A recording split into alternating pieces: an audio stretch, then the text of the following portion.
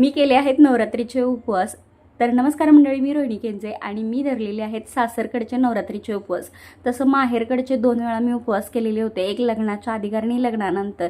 तो अनुभव तर पाठीशीच होता, मात्र हा एक वेगळा अनुभव आता मला पाहायला भेटलेला आहे। तर इथे मुंबईमध्ये जे कोणी नवरात्रीचे उपवास पकडतात त्यांना घरी फराळासाठी सुद्धा बोलवलं जातं आणि ह्या गोष्टी आता गावी सुद्धा हळूहळू चालू झालेल्या आहेत।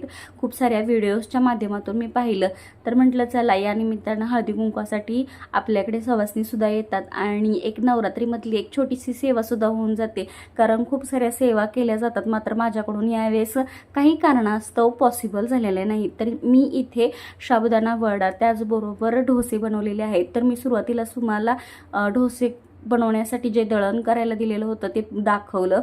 1 किलो वरवई आणि त्याचबरोबर 1/2 किलो साबुदाणा दळायला दिला। माझं हे नियोजन खरं तर खूप थोड्या वेळात ठरलेलं होतं।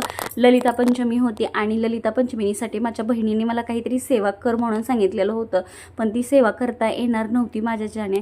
मग म्हटलं ठीक आहे, आपण सगळ्या ज्या सवासनी असतात त्यांनाच आपल्याकडे फराळाला बोलवावं आणि हळदी कुंकवाचा छोटासा एक कार्यक्रम करून घ्यावा, असं मी नियोजन ठरवलं आणि खूप थोड्या वेळात हे नियोजन झालं सुद्धा आणि खूप छान हा कार्यक्रम पार पडला।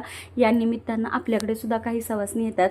तर मुंबईला मी इथे घट वगैरे बसवत नाही, गावी आई आमच्या म्हणजे सासूबाई घट स्थापना वगैरे करतात, तिकडे देव वगैरे असल्या कारणाने मग इथे मी देवपूजा वगैरे करून उपवास केलेले आहेत आणि खूप छान आजचा मेनू सुद्धा खूप सुंदर होता।